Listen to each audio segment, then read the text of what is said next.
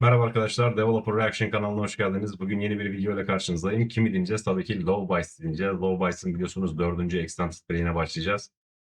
Fakat yani bizim için 4. ama aslında isim olarak Low Bites 2 Extended Play'ine başlayacağız.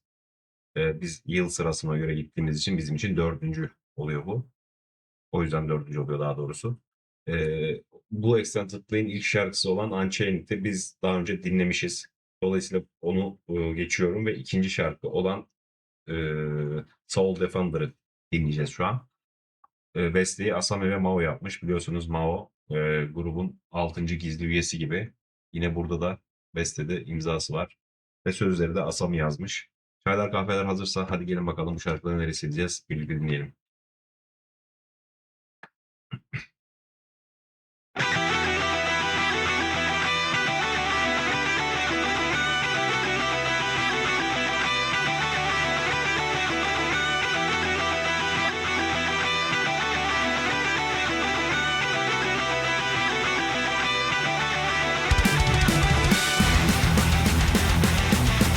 Wow.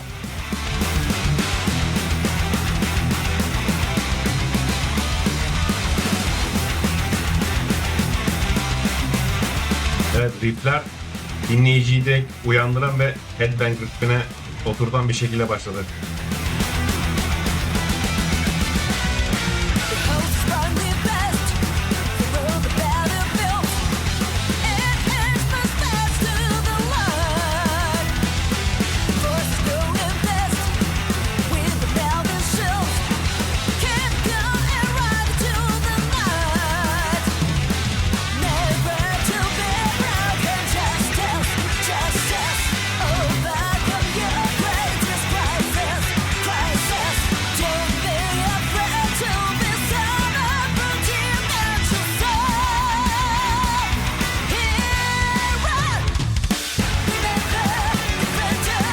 Wow.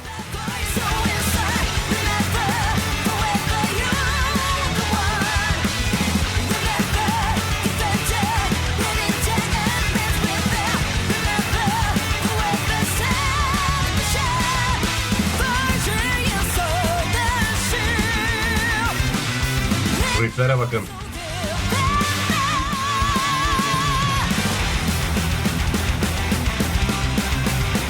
Evet, çok özür dileyerek burada duruyorum. Melodik patlamayı nakarat bölümünde çok net hissettik. Şarkının belki de en akılda kalıcı kısmı orasıydı. Asami'nin melodisi burada çok baskın bir şekilde bir marş gibi e, antemik bir havadaydı açıkçası. Ve işte o Stand Up Soul Defender şeklindeki haykırışlar dinleyiciye direkt gaz veren, aslında bir animenin açılış müziği gibi o tarzda bir enerji sundu açıkçası. Biraz geri alıp devam edeceğim şuradan itibaren.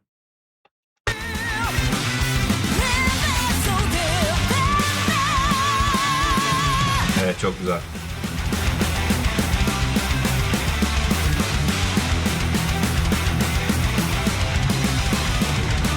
Ah Haruna.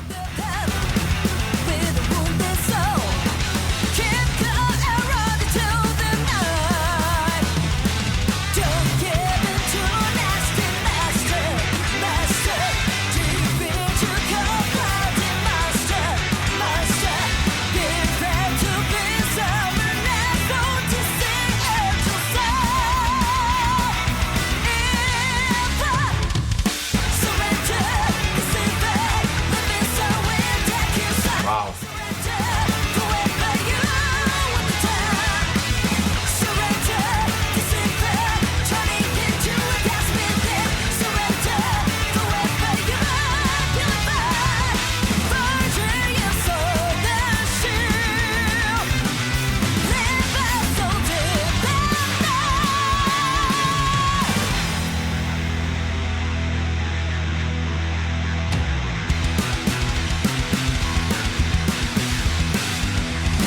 Wow, family.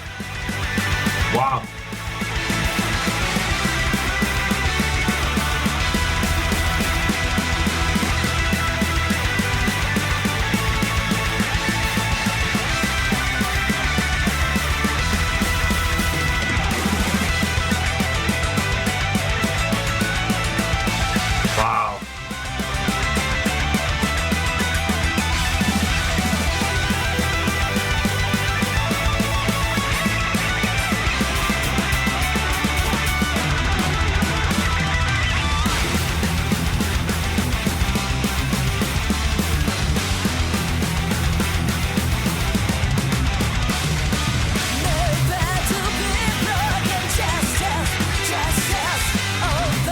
burada durmak istiyorum. Az önceki sololarla ilgili yine konuşmamız lazım. Low Vice şarkılarının bir imzası haline geldi artık bu sololar biliyorsunuz.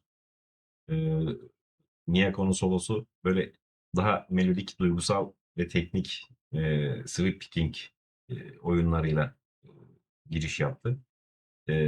Daha sonrasında Midori gördüğünüz gibi girdi. Daha agresif Remy var oyunları içeren shred odaklı gitti ve Harmony daha sonrasında ikisinin birleşip farklı melodileri e, farklı oktavlardan, melodiyi farklı oktavlardan çaldığı o efsanevi uyum müzikal bir zirveydi açıkçası.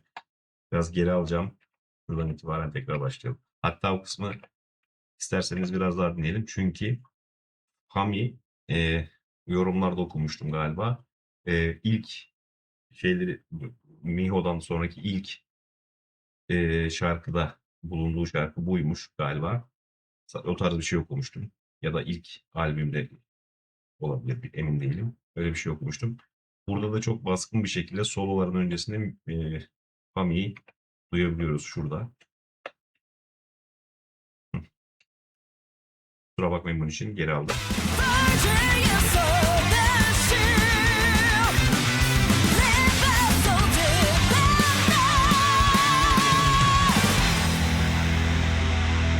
Şimdi Fami'nin basa dikkat edin.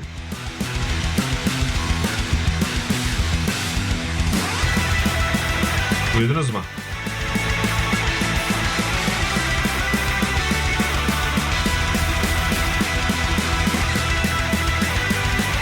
Haruna yine metronom gibi. Bravo sana kız.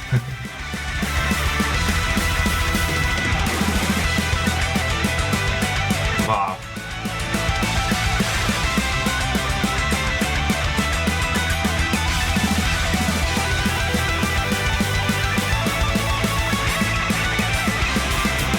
Evet.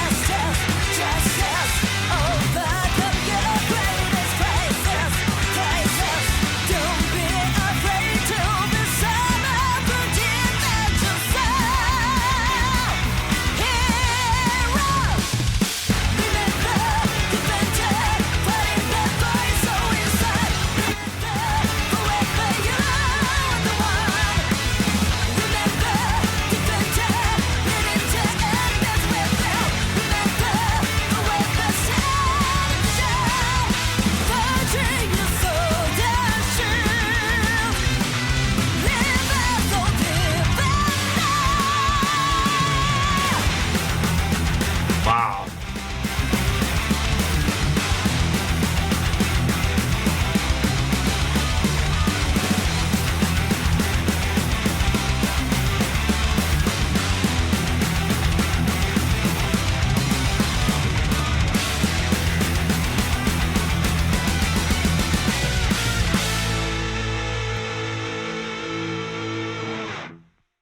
Wow. Evet, bu alkış artık Low Bites klasiği oldu biliyorsunuz. Konuşacak çok şey var. O bass fill harikaydı dediğim gibi. Fami'nin orada teknik, parmak tekniğinin ön plana çıktığı kısımda ve çok hoştu açıkçası. Ee, Asami e, sözleri de kendisi yazmış. Zaten bestede de bulunmuş. Mükemmeldi her zamanki gibi. Ve orta ve yüksek oktavlarda çok hızlı geçişler yaptı. Fark ettiyseniz. O sesindeki yırtıcı ama temiz ton şarkının savaşçı ruhunu isminden de belli olduğu gibi yani Sound of Thunder ismine uygun olarak yansıttığını düşünüyorum. Özellikle nakarat kısmındaki vibratoları çok kontrollü ve güçlü. Her zamanki gibi. Ee, Burada şey dikkatimi çekti. Dediğim gibi yani o Fami'nin ilk Miho ayrıldıktan sonraki ilk şeymiş. Ee, ilk olmasına rağmen çok e, gruba anında uyum sağlamış. Çok güzel olmuş bence. Yani yakışmış. Zaten seçmeleriyle ilgili belgesel izlemiştim bu arada. Birkaç kişiyle görüşüyorlar grup ve işte Fami geliyor onunla en son onda karar kılıyorlar. Çok pardon. Dediğim gibi gitar soloları harikaydı yine. Clean gitarları duyduk. Şarkı boyunca sağ ve sol kanaldan gelen o uyumlu gitar sesleri işte Iron Maiden tarzına e, ve hızlandırılmış, modernize edilmiş bir şekilde bize sunuldu bu şarkılar. Onu hissettik. O dört nala hiçbir zaman durmadı. Gallop konusu kesik kesik ve hızlı fena vuruşları şarkının omurgasını oluşturmuştu açıkçası. Yine dediğim gibi Haruna mükemmel bir iş ortaya çıkarmış. Yani o çok BPM bu. Yani şu BPM demiyorum, çok BPM olduğunu biliyorum şarkının. Orada hiç işte o double kickleri vesaireleri harikaydı ve orada hiç durmadan bu şarkıyı bir e, lokomotif etkisi ile çok güzel bir şekilde yine sanatını icra etti Haruna. E, Çok beğendim şarkıyı. Dediğim gibi ilk şarkılarını dinlemiştik. Unchained'ı dinlemiştik. Bu ikinci şarkısı olacak bu Extended Play'in.